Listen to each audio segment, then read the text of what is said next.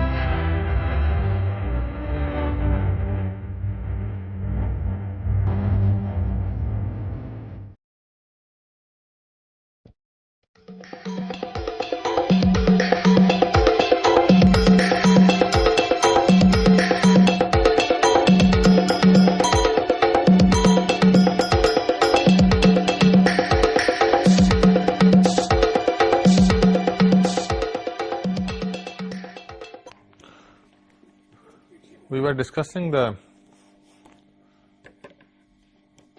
recommendations which can be useful for the selection of these different types of emitters with respect to the emission uniformity, and there is a table which has been provided by the American Society of Agriculture Engineers on the design standards for the emission uniformity,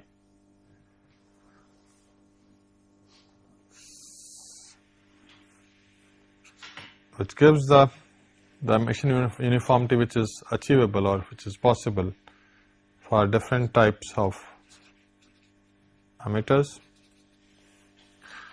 and also with respect to the crop spacing, the field topography is another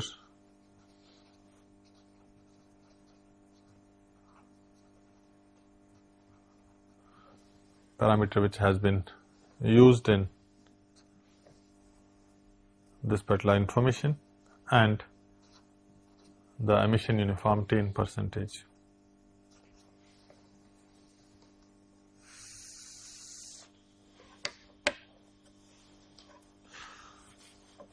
Now, if the emitter type is a point source type and your crop spacing is wide, in this case wide is taken as more than 4 meters. The field topography is uniform, and the uniform as the category where it has been, the slope has been taken as less than 2%, then the emission uniformity can be between 90 to 95%.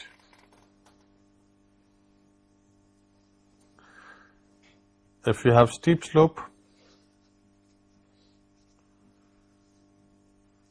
which is greater than 2%,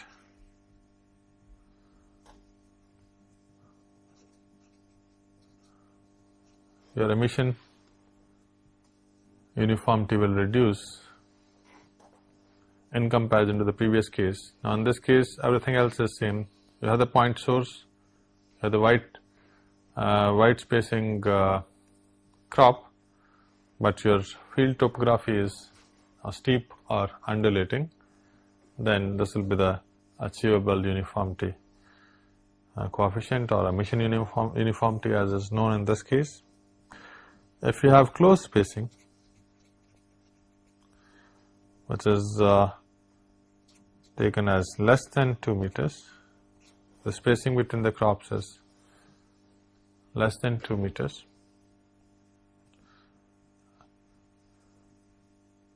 the spacing between the plants, and you have a uniform field, you can achieve the same value of emission uniformity. But if it becomes a case of steep topography, I'm sorry, this is 85 to 90. So if it is a steep topography with the close crop spacing, you will have the emission efficiency of 80 to 90%. When you have line source,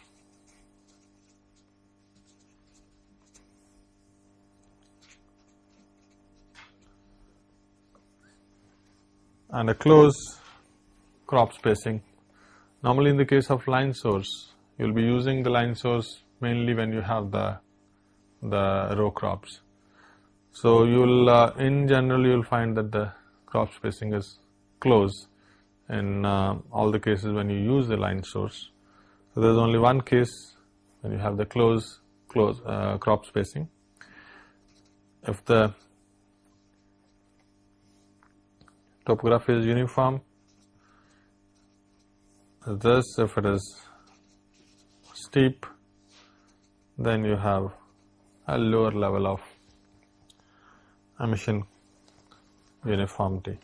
So this gives you a range that how the emission uniformity changes with respect to the various conditions prevailing in the. And these are the general guidelines, the general average values which have been observed. How do you evaluate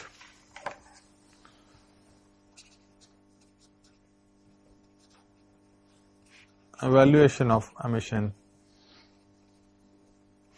uniformity? Because emission uniformity is something which will have to go in for the evaluation of such uniformity. What is the is a field level data which has to be evaluated, and then you can find out what is the level of emission uniformity, as we have seen in the other cases also, all the other irrigation systems. You have to go in for these evaluations where you do some experimentation and then come out with the relevant values and check for yourself whether those values are really prevalent in the actual case, or what you are getting is much different than what is said to be achievable. Now, this if you look at the overall layout which you have the main line, you have the sub-main, then you have the laterals. On the laterals, you have the emitters. So when you go in for such an evaluation, you choose one sub-main, and on the sub-main, if you have a sub-main, choose at least 4 laterals on the sub-main.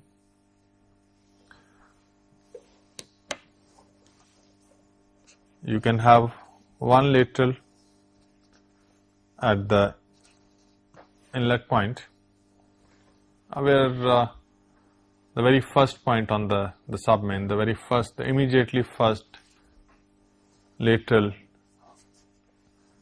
at the beginning of the sub-main, and you choose one at the farthest point. You can take another one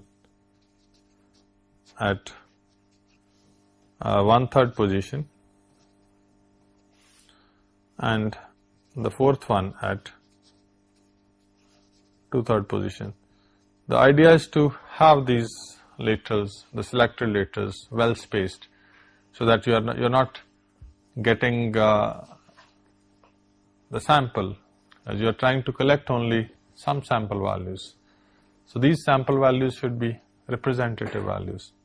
They should be representing the various conditions which are prevailing in that setting.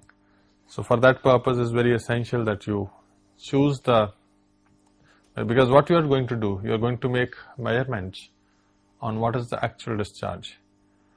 Only then you will see that what is the actual discharge which is being made available at different levels of the emitter. So you have tried to make a selection of those individual emitters in such a way that they are representing the average conditions. Not the average conditions you will find out, but they are representing all the conditions, the maximum conditions, the minimum conditions, and the in-between conditions also. Similarly, you can, when you come to, suppose you have selected 4 laterals, on each of these laterals, again there will be variation when you go from one emitter to another emitter, because of the fact that as you know that there are losses which are taking place, there is the discharge which is reducing. So all those things which you have already discussed with respect to the sprinkler irrigation system is happening here also. So on each selected lateral,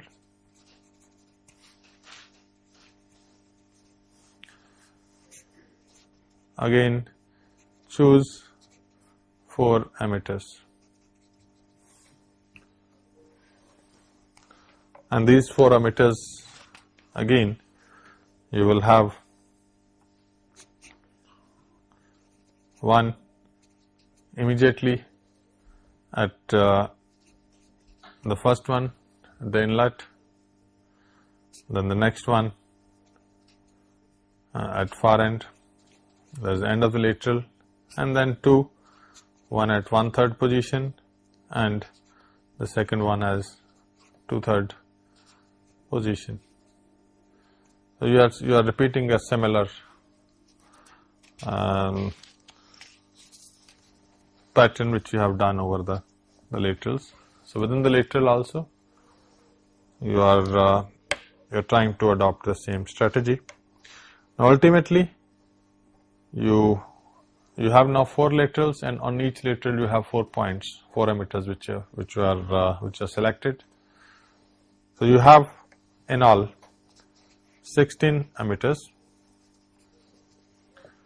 where the observations have to be taken. The observation is only you measure the discharge, measure the volume of water collected,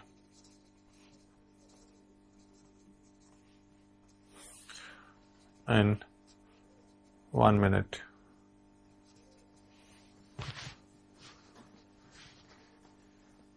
And that we will convert to find out what is the flow rate, what is the discharge. Thus you normally have the volume you collect in a graduated cylinder, where you can directly see that how much is the volume collected, and thereby you can find out what is the rate.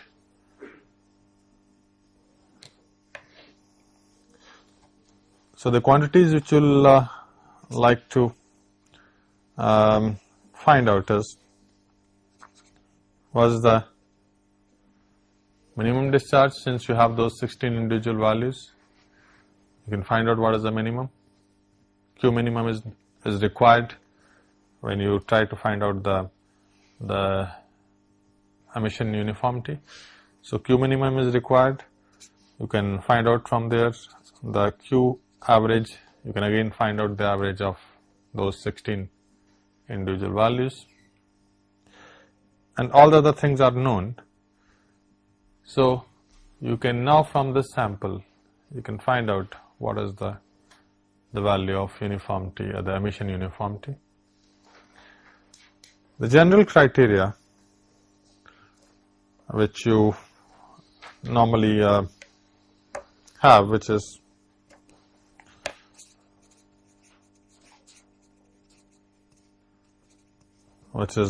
used, that if you have more than 90%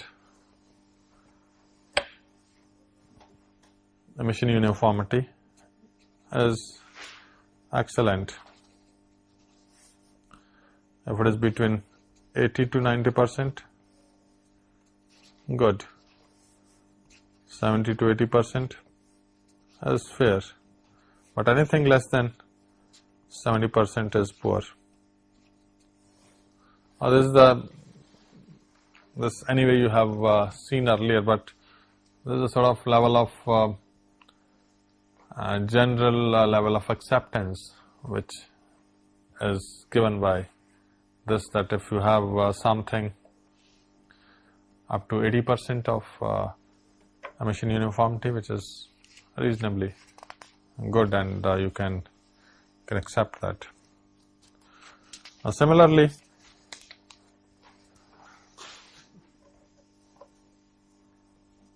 you have seen that in this particular case, the only thing which is not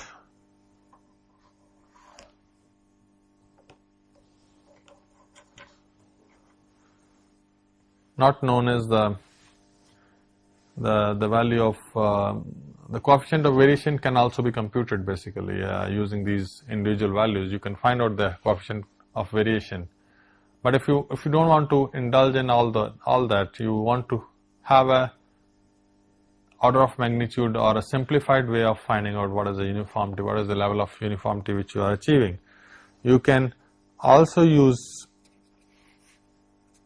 a parameter which is known as the discharge variation, and this is a much simplified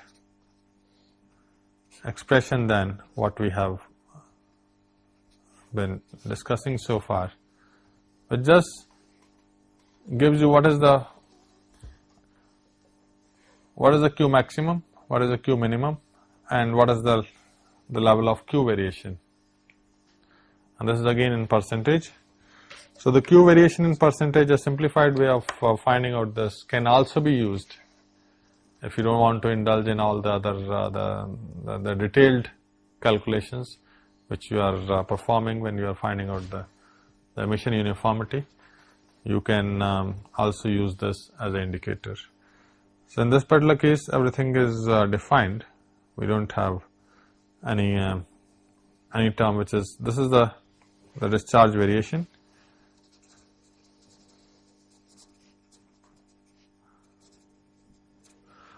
and the general criteria is that if your discharge variation is less than 10%, desirable 10 to 20% is acceptable, but anything greater than 20% is not acceptable. So if you're trying to find out the discharge variation, in terms of discharge variation, this is the range which is the general criteria which is used.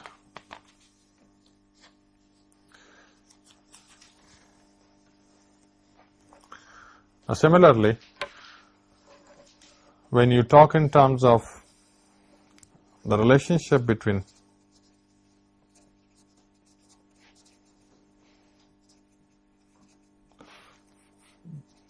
the emitter discharge and the operating pressure,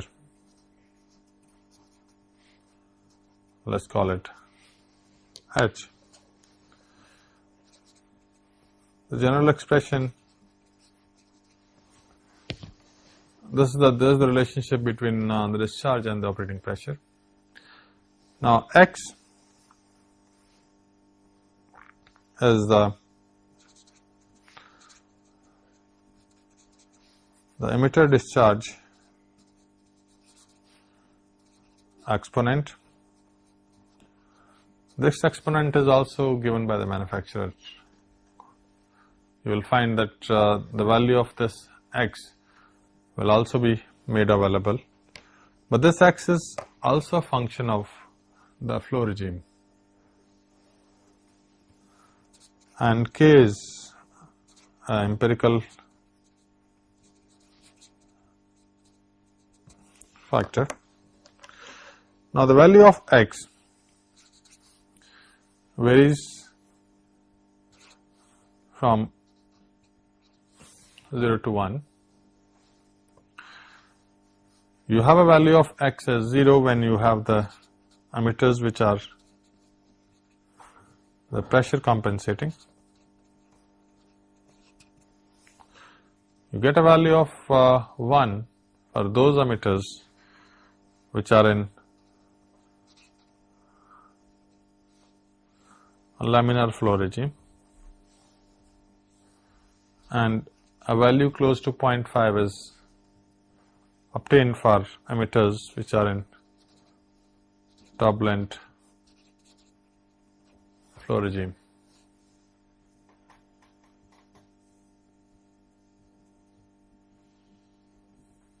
So in general, you will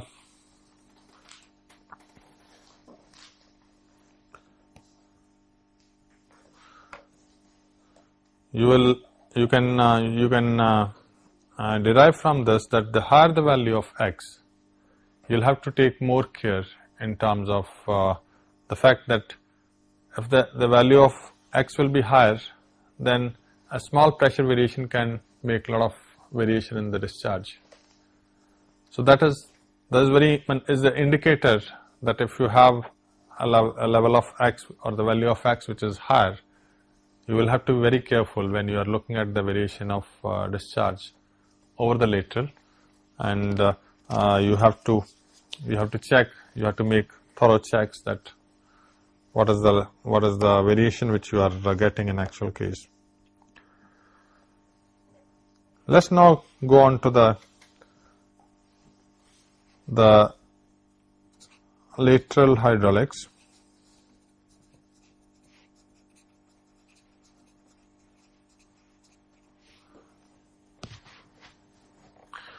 Now we want to find out the final aspect of design, that what are the actual losses. And now you want to find out the pump requirement, and for that you will have to find out how much are the losses, what are the pressure requirements, how the pressure varies over the total network. The relationships might be slightly different, but the philosophy is the same as you have in the case of sprinkler irrigation system. So I won't go into the details, but in this case the total dynamic head which is required, the principle is going to be similar. The only thing is that in this particular case there will be some additional things which might create more hindrance in terms of the loss. For example, in this case the losses which will be prevalent because of the other equipment like the filter unit. You have more number of filter units in this because you want still the water which is more purer, because of the fact that in this case the clogging is much more problematic. So any pressure which has to be lost in those individual equipments has to be catered for in terms of the local the total requirement which is required at any level, whether it's the pump level or whether it's the procedure will remain same. You will start from the farthest point and you will reach up to the pump and find out how much is the total requirement at the pump level. As far as the other aspect of using the factor F to take into consideration the effect of reduced discharge is again the similar, which we have already looked into in detail in the case of sprinkler irrigation system. But let's try to go through the some other aspects. For example, in this case, again, the head loss for a particular lateral, the head loss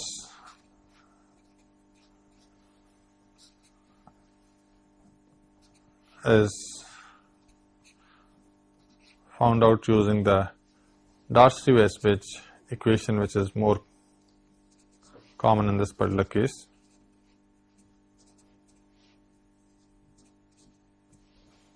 And this is the expression to be used for using the Darcy-Weisbach equation for finding out the head loss. This is the friction head loss, assuming that there is no loss of discharge for the total lateral. So this HF is the friction head loss along the lateral with no discharge.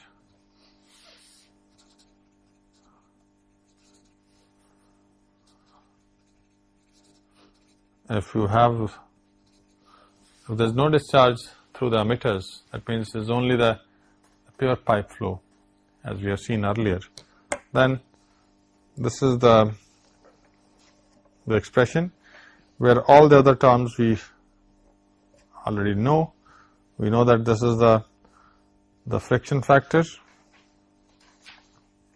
and this friction factor has to be computed using the proper equation, depending on which regime you are in. There is the friction factor. There is the length of the lateral, and expressed in meters. Q is the total lateral flow in liters per hour, and D is the lateral diameter, and this is expressed in millimeters.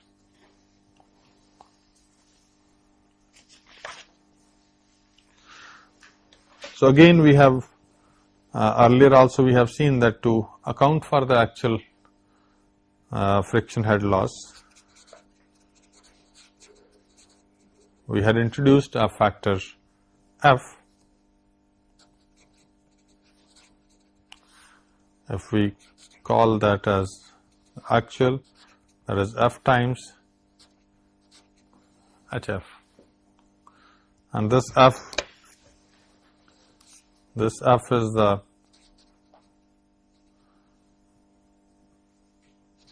Christensen friction factor, and we have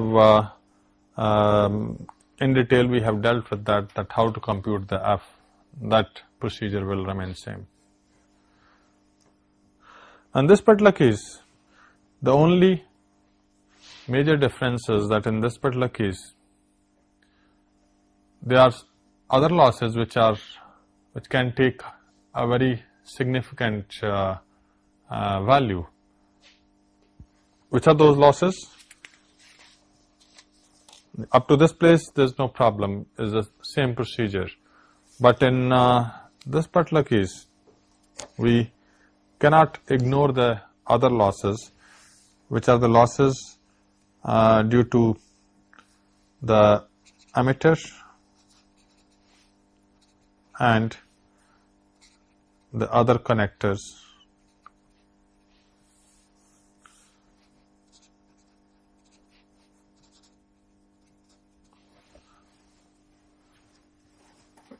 These losses can be, the order of magnitude can again be very high, that we have just said, But more than that, it also takes, it also depends a lot on how the emitter has been used. If the emitter has been used online, the loss will be different. If the emitter has been used inline, the loss will be different. So in general, the emitter which is used inline, it will create much more higher loss than the emitter which is used online.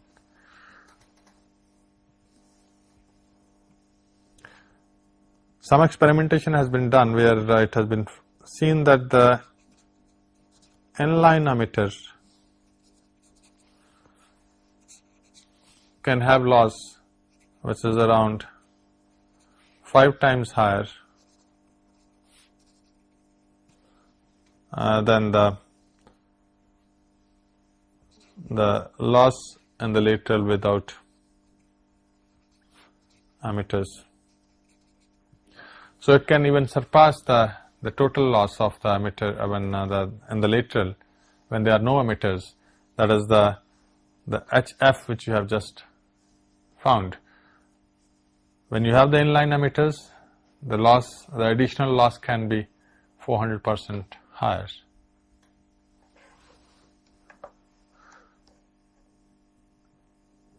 Now, to account for this additional loss, what can be done? There are various ways by which you can handle that, but the designers have found this, the simplest possible way they have found is to find out what is the additional length, what is the equivalent length which will produce the same level of retardance, or what is the equivalent length which should be taken along with the original length to account for this loss. So there is a very indirect way of handling this, the connector and the emitter loss, but it's quite effective, and the equivalent length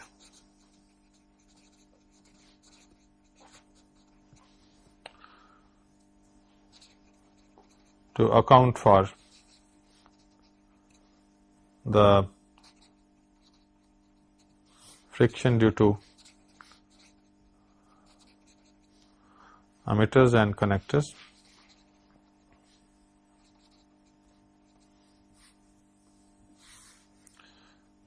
is called LE, expressed in meters, and the expression is used to find out this equivalent length.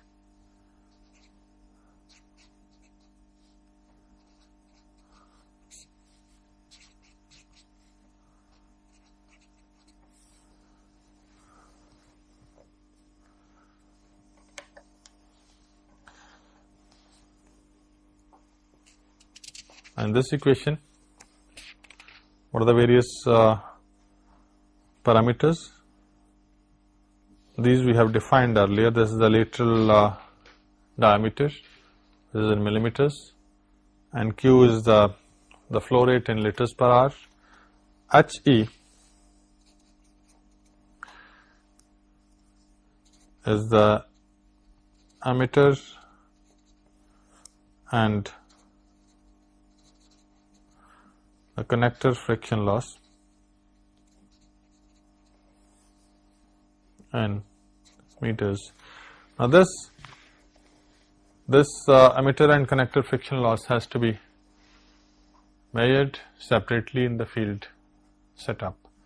You'll have to find out how much is the loss under for a specific emitter or any other connector which you are using, and that experimentation has to be there are many emitters where the friction loss, the connector loss and the emitter loss are not known.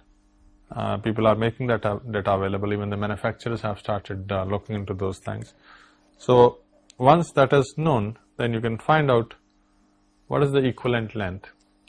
which has to be increased, by which the original length has to be increased, and then you can use the combined length and the other previous expressions to find out how much is the change because of this additional head loss, which is because of these connectors and the emitters. So that can be taken care of. Okay. Otherwise, all the other details remain same. You can again you can look at the worst possible lateral, or any lateral which is which you feel is the critical one. And if you have a computer system where the program is there, you can check each and every lateral and find out what are whether the extreme critical points, they are getting satisfied value of discharges, or the pressures there are quite sufficient, and those pressures can be used to find out the pressure requirement at the other locations of the system. Now, that in general gives us a reasonable insight into what are the various design procedures. Then there are some other related topics for this specific system. In this case, the filter unit is a very important unit, and the filtration is basically required because of the fact that the emitters get clogged.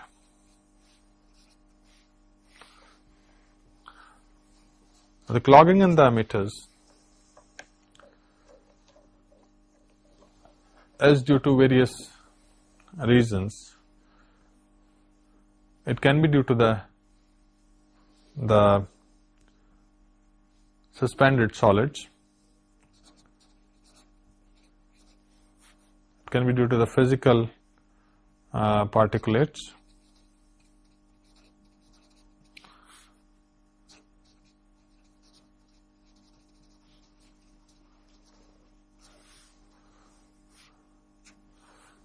The clogging can also take place because of chemical precipitation,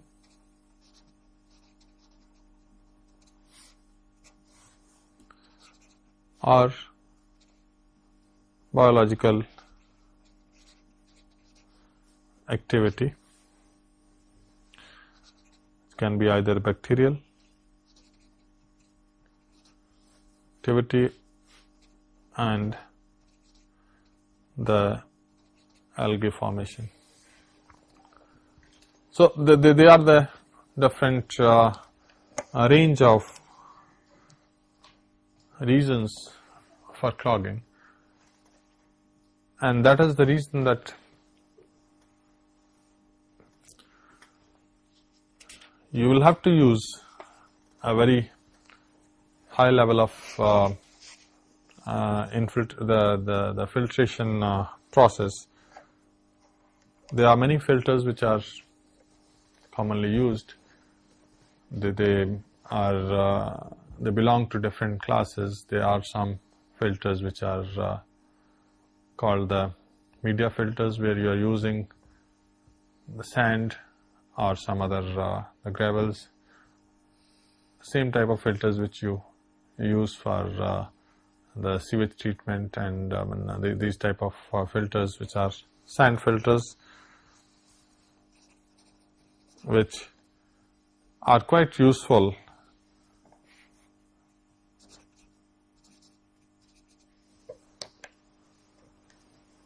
and the quantity of water which can be treated, that can also be much larger because of the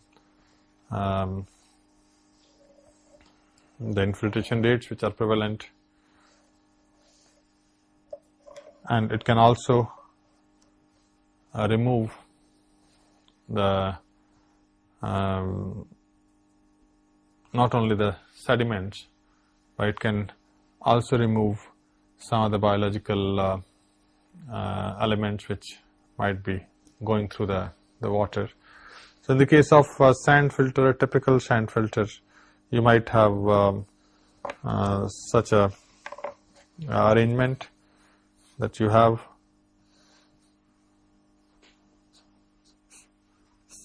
a unit where you are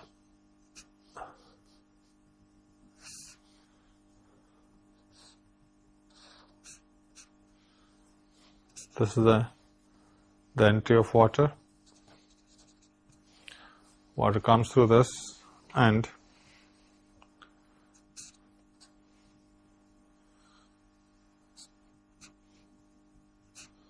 these are the various levels where you can have the control. Now, in the if this is the portion which is having the filter medium, as the sand. So, in the normal operation, the water will move in this direction, come here, and then pass through the filter unit and move out. So, this is a clean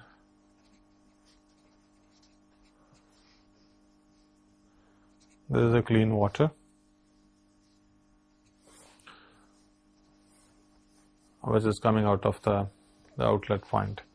Now, this part is used when you want to have the backwash of this filter, because all the material which is the different types of particles which are getting accumulated on the surface of the filter, they can be backwashed by sending the water, closing this side, sending the water now from here, and then the water will, while passing through the sand, will remove the particles which are deposited, and it can be sent out of this. So, this is the backwash water.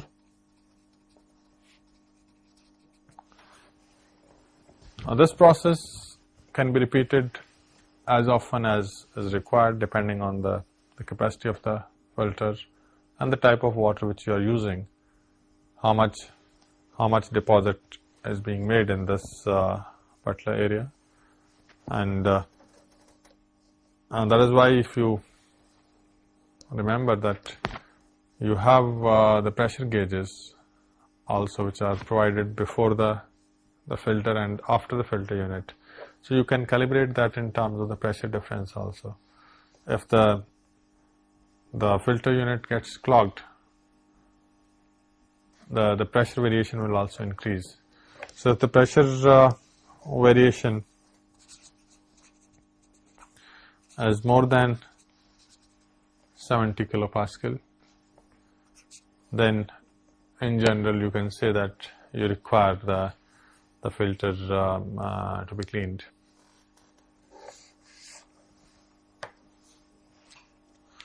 These days there are many new equipment which have come, because the difficulties which were earlier being faced by the operators. They have a twin system. The filter can have two chambers. One chamber can be used when the other chamber is being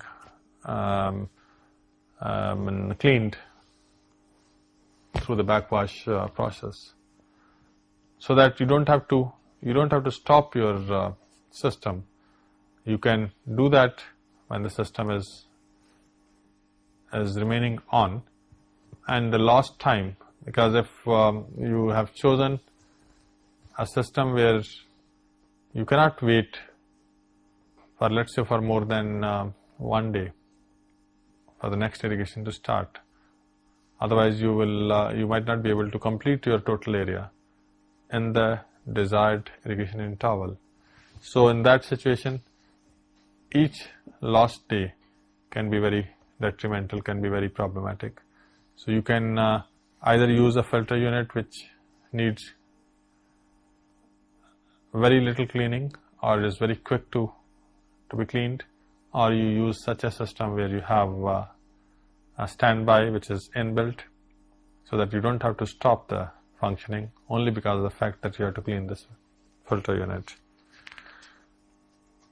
Then you have the other type of filter units which are quite equally popular. They are the screen filters. In the case of screen filters, you use for filtering the wire mesh, and you might have such a situation that you have here you have a core which is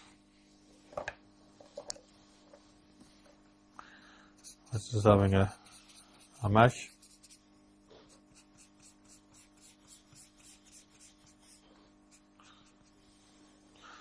Now in this case, the water may be entering from this end. This is the entry point. Water goes through the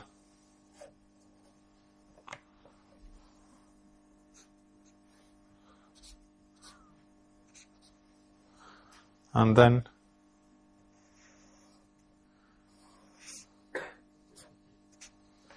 so this is the exit point.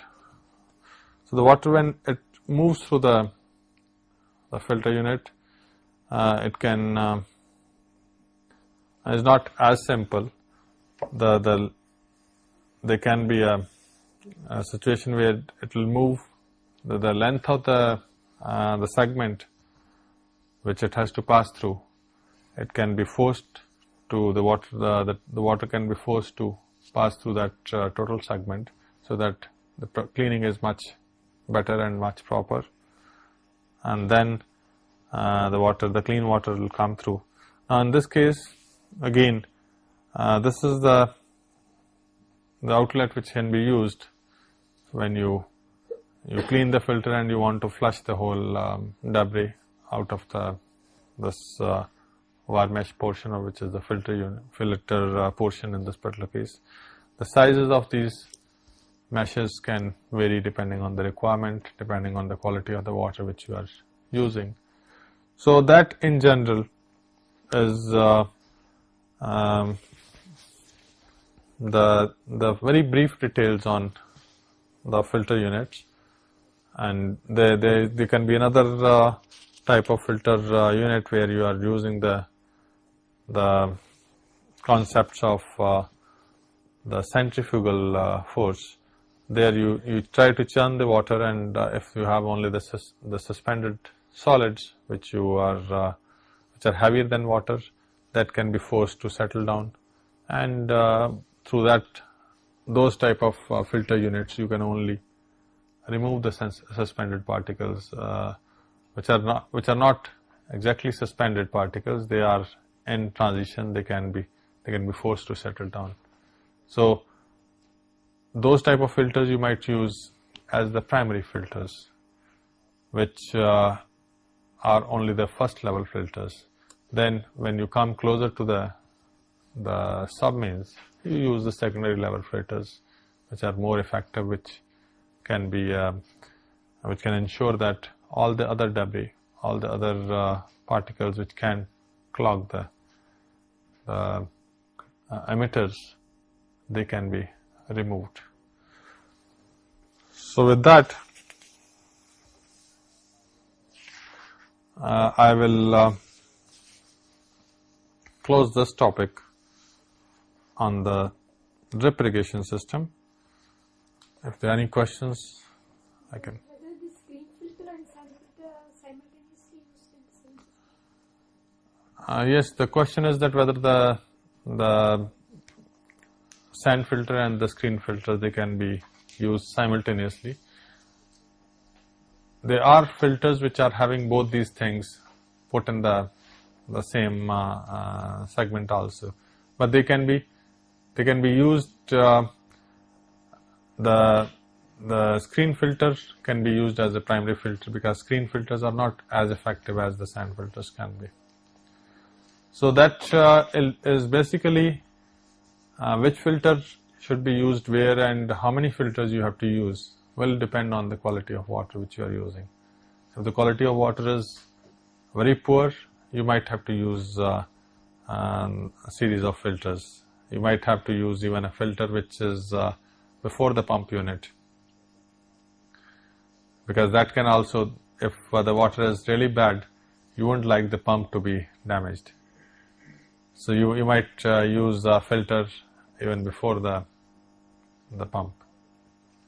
So it all depends on, it all is dependent on what type of quality of water you are having at your disposal. And in some cases, you might find that you'll have to analyze the water if your quality is susceptible, or if there are situations where biological activity is quite active.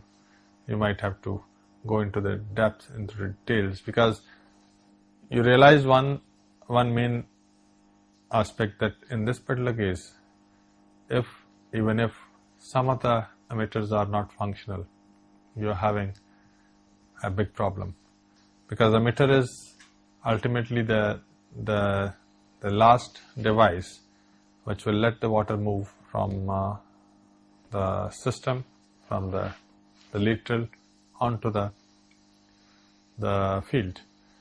And the pressure, once you go past the emitter, there's a very drastic difference. There's a drastic drop in the pressure from the point which is just upstream of the emitter, and when the water goes outside the emitter. Let me tell you that the water is almost at the atmospheric pressure when it comes out of the emitter. So if you have any situation where, because the pressures are really very low, so in most of the cases, even if there is a very small chance of having any of these things affecting the emitter, it will have a tendency to clog. Whereas there are days when you are not using the system, even if you are letting the water stand for 2-3 days, as we have seen that 2 days is as a normal duration when the emitter might not be functional. So within that much period, if the algae formation is there, then you had it, because then it's going to, you wouldn't even know. The other major problem is that you wouldn't even know that which are the emitters which are not functioning, because there is no, think of a situation where you have many hectares of area, and the number of emitters can be really run into hundreds for even a small area. How many of those emitters you can physically see? And even the automatic controls are not possible, because they'll be making a very and the whole system very expensive. So those sensing, the remote sensing and or the automatic sensing mechanism is not possible. It might be feasible, but is not. It might be possible, but is not feasible. You can sense how much is the water going past the emitter, but that is at a cost which is not permissible within the present circumstances. So you have to be very careful at this stage that the water which you are sending is not, by any chance, is not clogging those emitters. Okay. Thank you much.